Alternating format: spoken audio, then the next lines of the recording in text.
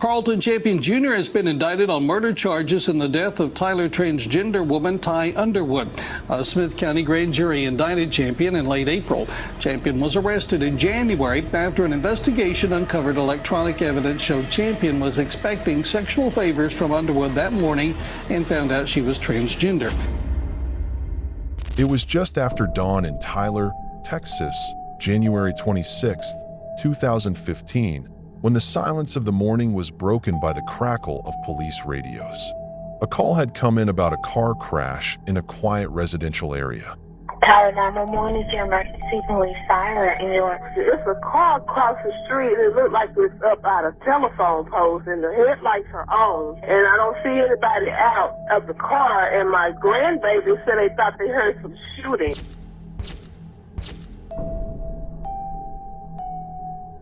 At first glance, it seemed ordinary. A vehicle pushed up against a curb, its engine still humming faintly in the cold air. But as officers approached, the sight that greeted them told a different story. The driver's side window was shattered, bullet holes punched through the frame. Inside, slumped over the steering wheel, was a young woman whose life had ended violently and without warning. Her name was Ty Underwood, a 24-year-old woman whose bright smile and radiant energy had been extinguished in the dead of night. To those who knew her, Ty wasn't just another face in the crowd. She was warm, outgoing, unapologetically herself. Ty was amazing. She was just an outstanding person. She was loved by family and friends. Didn't let nothing get in her way. She said if there was a will, there was a way. And we live by that. A woman who had learned to carve out space in a world that often tried to deny her existence. But now she was silent, her body riddled with gunshot wounds, her final moments alone inside a car that had become both her coffin and her crime scene. The officers moved methodically, their flashlights cutting across the interior. Blood pooled across the seat and spattered the dashboard. Shell casings glinted in the early morning light. What began as the scene of a collision quickly transformed into something far darker, an execution hidden in plain sight. The neighborhood, still half asleep, had no idea that a violent crime had unfolded right outside their doors. Ty's phone lay buzzing in the passenger seat, unread messages lighting up the cracked screen. Each vibration was a ghostly echo of her life just hours before. Someone had been trying to reach her. Someone who, perhaps, was still out there. And the urgency of those unanswered texts left police with a haunting question. Was this the act of a stranger lurking in the shadows? Or was it someone Ty trusted? News of her death spread quickly, not just because of the brutality of the act, but because of who Ty was. For Tyler's small community, it was another reminder of how easily a life could be taken. For the transgender community across the country, it was a chilling confirmation of their greatest fear, that being yourself could carry a fatal price. Ty Underwood was gone, and with her death came a wave of grief, outrage, and suspicion. A life filled with promise had been cut short, and the city of Tyler was about to learn that beneath the surface of this seemingly random shooting lay secrets, betrayals, and a killer hiding in plain sight. This was no ordinary crime. This was the kind of story that would expose the fragile line between love and violence, between secrecy and truth. And as detectives pieced together the puzzle, they would uncover not just a murder, but a relationship so twisted and volatile that it would end in bloodshed. The discovery of Ty Underwood's body was only the beginning. What lay ahead would unravel the image of a college football player, a rising athlete whose hidden double life would soon be exposed under the glare of the courtroom. But before all that, before the trial and the headlines, there was just this moment. A young woman's lifeless body in a car, a city in shock, and the terrible knowledge that someone out there had pulled the trigger. Before her name was ever spoken in a courtroom, before her face was ever paired with headlines about murder, Ty Underwood was just a young woman trying to live her truth. Born in Lufkin, Texas, she grew up with the kind of spirit that made her unforgettable. Friends described her as vibrant, confident, and warm-hearted, the kind of woman who could light up a room simply by walking into it. She loved to laugh, loved to be around people, and above all, she wanted to be seen for who she truly was. Ty had embraced her identity as a transgender woman, even though she knew the risks. In 2015, living openly as transgender in the South was far from easy. Discrimination, rejection, and even violence shadowed the lives of many like her. But Ty refused to shrink herself. She found comfort in her circle of friends, who adored her, and she dreamed of a future that was bigger than the small corners of East Texas. She wanted to study nursing. She wanted stability, love, and the kind of life where she could simply be free. Those who knew her remember her as funny and tender-hearted, a woman who looked out for her friends when they were struggling. She was the kind of person who offered you a place to stay, a ride when you were stranded, or encouragement when the weight of the world was too heavy. Ty believed in love, even when the world around her had given her countless reasons to doubt it. But in the shadows of her promising life was a man who would ultimately take everything from her. Carlton Ray Champion Jr. was a 21-year-old athlete at Texas College in Tyler, a young man who appeared to be headed toward success. On the surface, he was disciplined, charismatic, and well-liked on the football team. He carried himself with the swagger of someone who had big dreams, a future built on touchdowns and opportunities beyond East Texas. But beneath that exterior, Champion lived a double life. In public, he was the athlete, the ladies' man, the picture of masculinity. But in private, he was entangled in relationships that he kept hidden, relationships that revealed a far more complicated side of him. According to investigators, Carlton and Ty had been romantically involved. It was a connection forged in secrecy, one that existed quietly through text messages, late-night calls, and stolen moments away from the eyes of his teammates and community. For Ty, the relationship may have been another step toward the love she longed for. But for Carlton, it was something he tried desperately to keep in the dark. The tension between who he pretended to be and who he truly was created a volatile pressure point.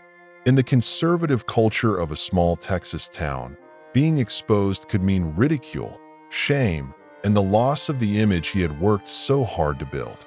Friends of Ty later revealed that she had been excited about the relationship, even optimistic. She wasn't naive, but she wanted to believe that she deserved the same kind of love that others around her found so easily. At the same time, she confided to some that the relationship carried strain. Carlton's need for secrecy, his controlling behavior, and his fear of exposure weighed heavily on her. Here lay the foundation of tragedy, a young woman daring to love openly, and a young man suffocated by the fear of what that love could reveal. Ty was chasing a future filled with possibility. Carlton was trapped by his own image, unable to reconcile the life he wanted with the persona he clung to. It was this clash between authenticity and secrecy, hope and fear, that would eventually spiral into violence. And while no one could have predicted the exact moment it would erupt, the seeds of the crime were already there, quietly growing in the space between two people who could never truly exist in the light. For Ty, life was a pursuit of freedom.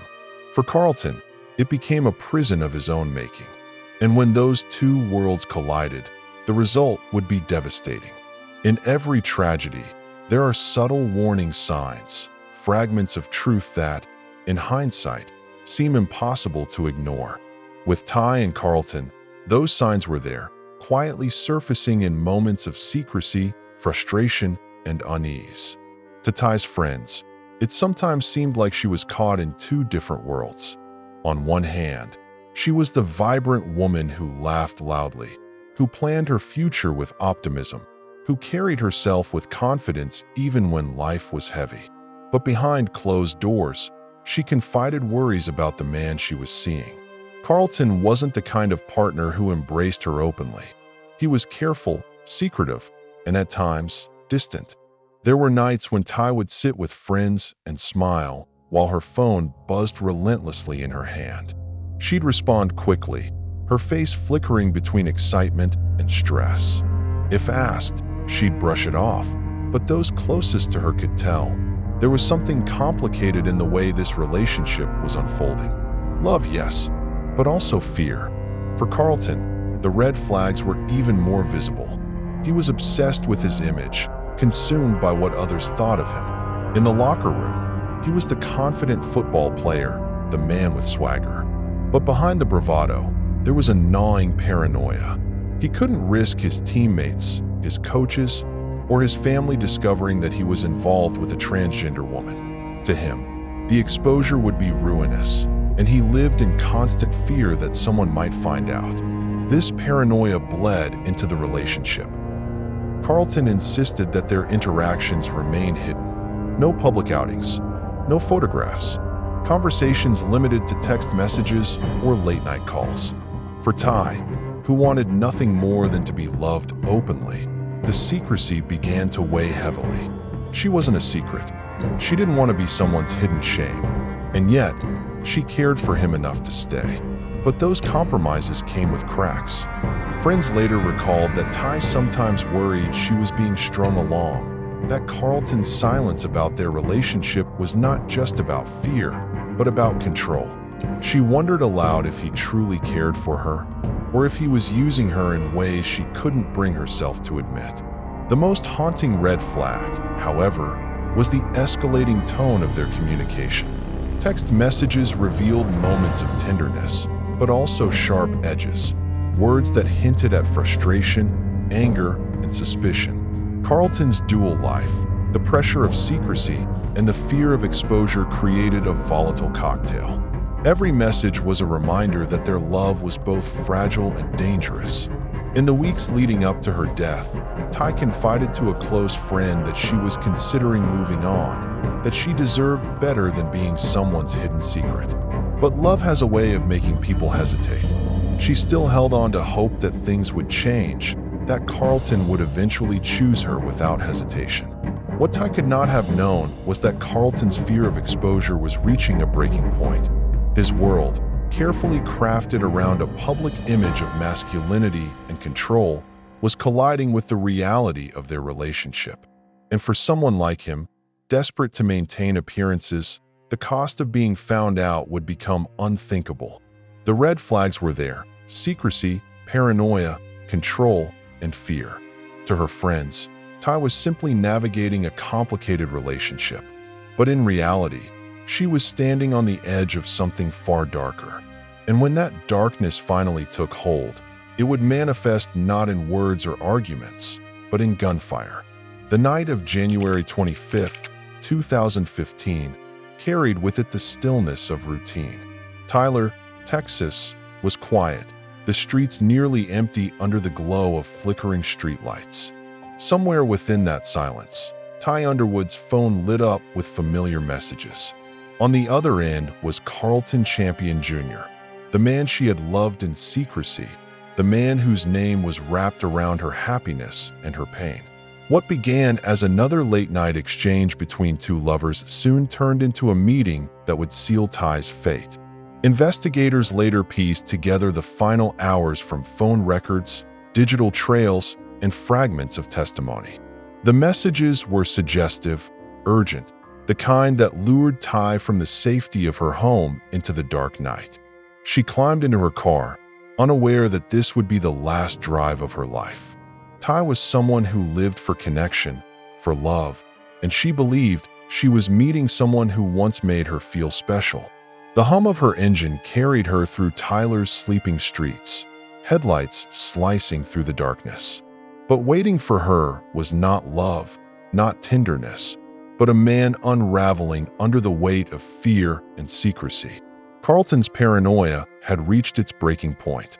The secrecy of their relationship was crumbling, and the possibility of being exposed, of his teammates, his family, his community discovering the truth, filled him with a kind of desperation that was as dangerous as it was consuming. In those hours, whatever bond he and Ty once shared no longer mattered. What mattered to him was control, silence, and erasing the threat that he believed Ty's existence posed to his carefully curated life. What exactly transpired in those final moments can never be known with certainty. There were no witnesses to the words exchanged, no recordings of the emotions that must have passed between them. What we do know is this: in the stillness of that night, gunfire erupted. Bullets tore through the metal of Ty's car and into her body, cutting short her dreams in a storm of violence. Startled and wounded, Ty tried to escape. Her car jolted forward, veering off course, colliding against the curb. The tires screeched before the vehicle came to rest awkwardly at the edge of the street. Neighbors later said they heard the sharp cracks of gunfire, followed by the sound of a car crash. But by the time they looked outside, the street was empty again, save for the vehicle, its headlights still burning into the darkness. Inside, Ty's body slumped over the steering wheel, her lifeblood spilling into the very seat where she had sat only minutes earlier, hopeful and trusting. The engine still hummed, a chilling soundtrack to her final moments.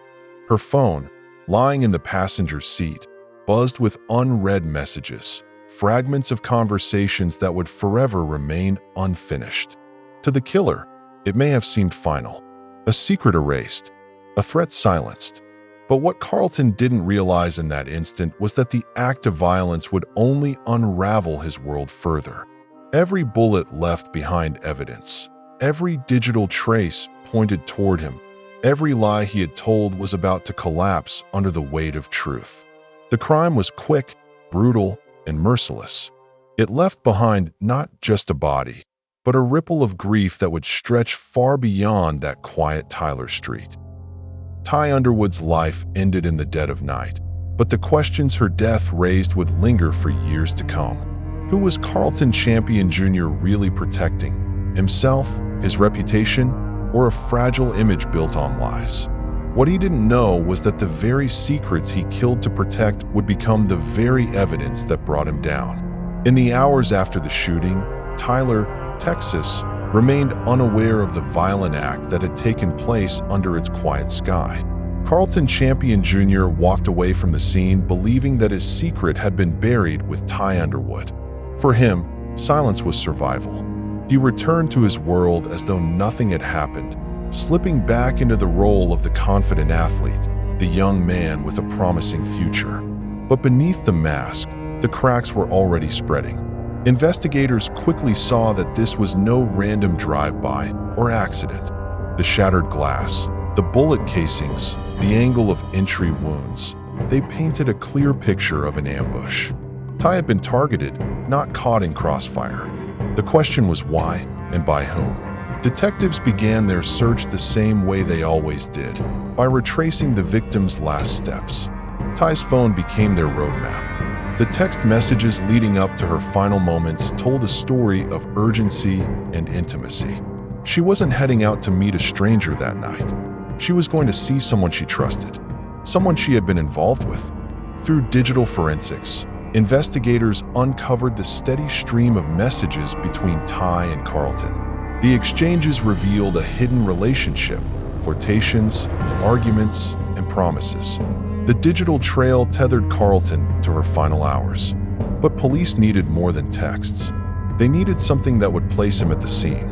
That evidence soon came in the form of surveillance footage. Cameras from nearby locations captured glimpses of a vehicle that matched the description of Carlton's. The timing, the route, the proximity, all of it aligning with the moments before Ty's death. Layer by layer, the image of the killer was taking shape. As the investigation intensified, whispers spread. Ty's friends came forward, telling detectives about the relationship she had confided in them, about the secrecy that weighed on her, and about the man who seemed desperate to keep it hidden. Each account narrowed the circle. All signs pointed to Carlton Champion Jr. Then came the witness testimony that changed everything. A jailhouse informant later revealed that Carlton had confessed in fragments, not a full admission, but enough to link him to the crime. Coupled with the forensic evidence, the digital footprint, and the testimonies, the walls around Carlton's carefully built facade began to crumble. When police finally arrested him, the image of the promising athlete was shattered. This was no longer a story of a young man with potential.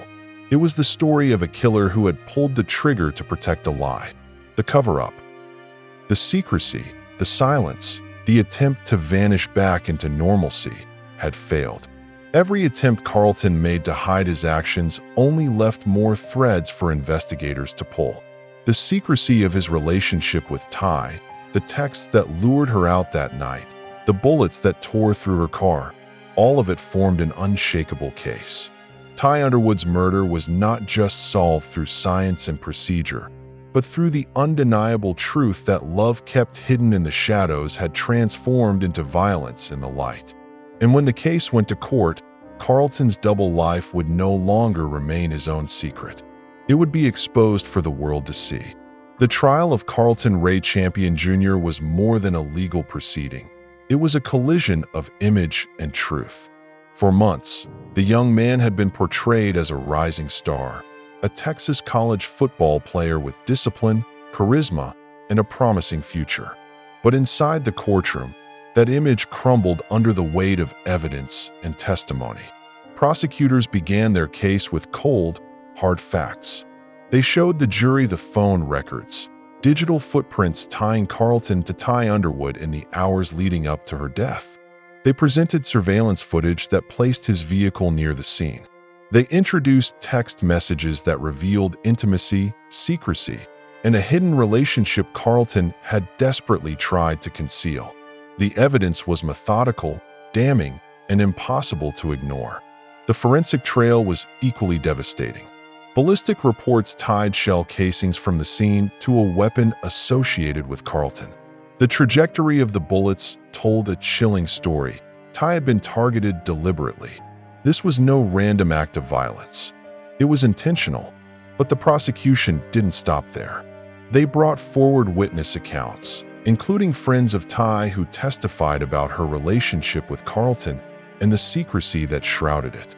They spoke of her excitement, her hope, but also her unease, how she confided that Carlton's fear of being exposed consumed him.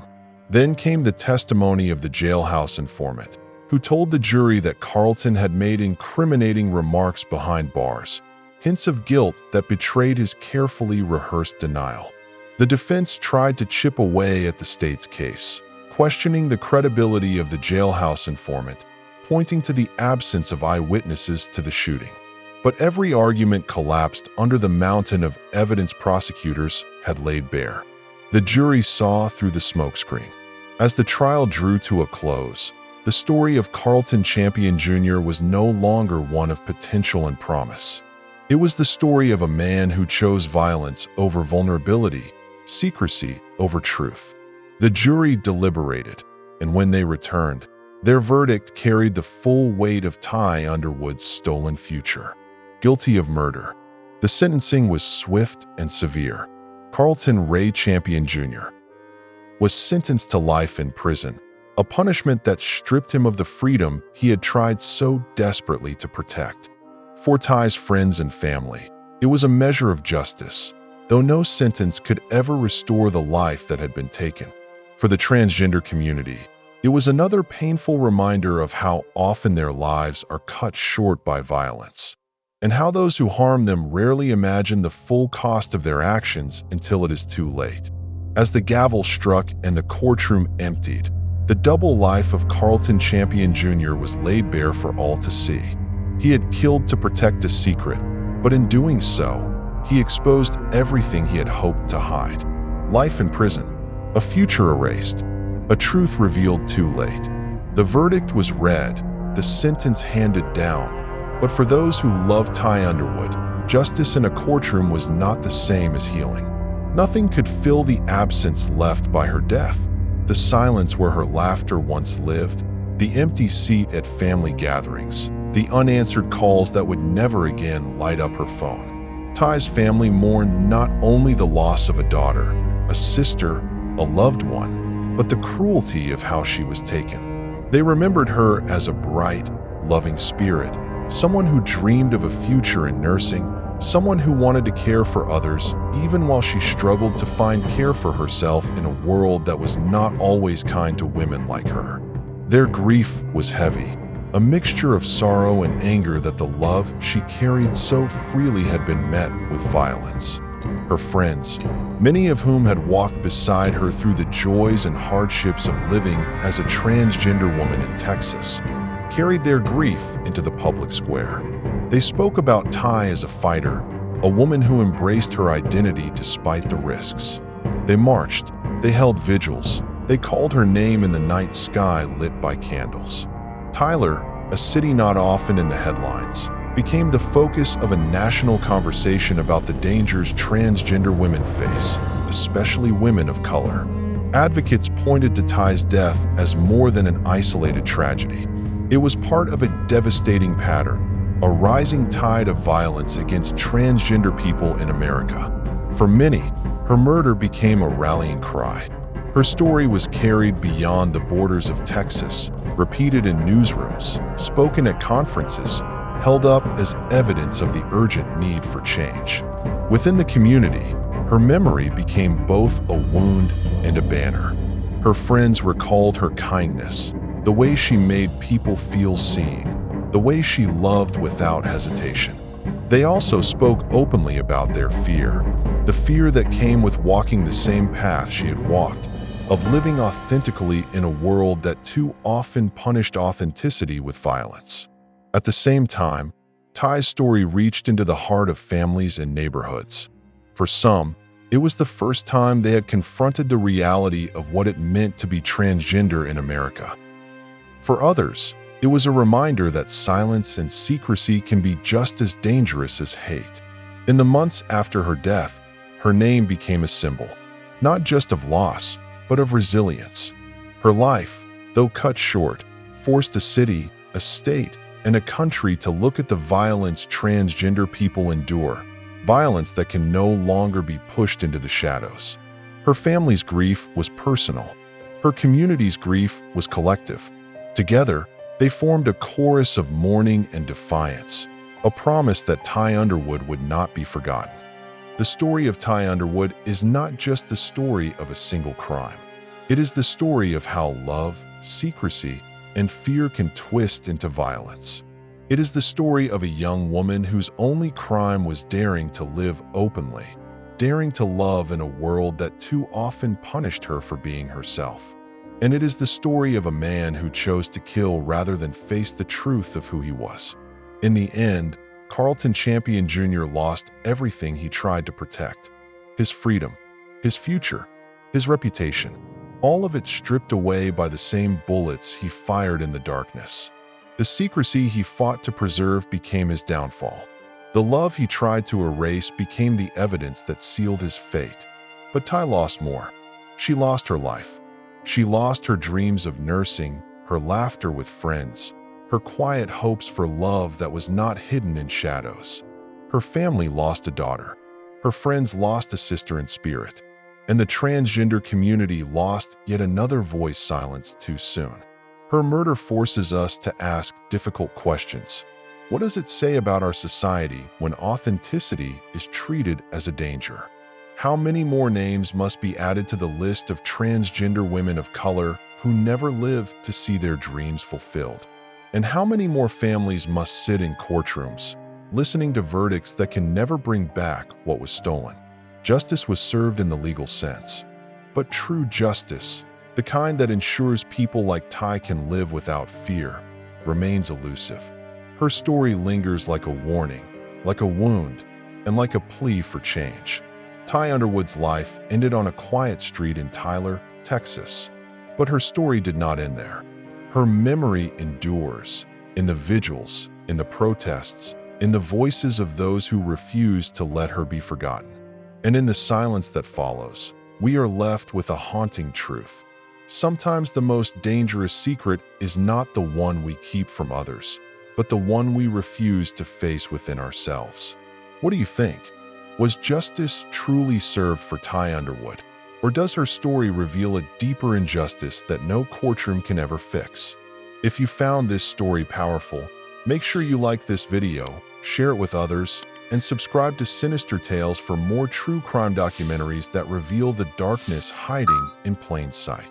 And don't forget to turn on notifications so you never miss the stories that matter.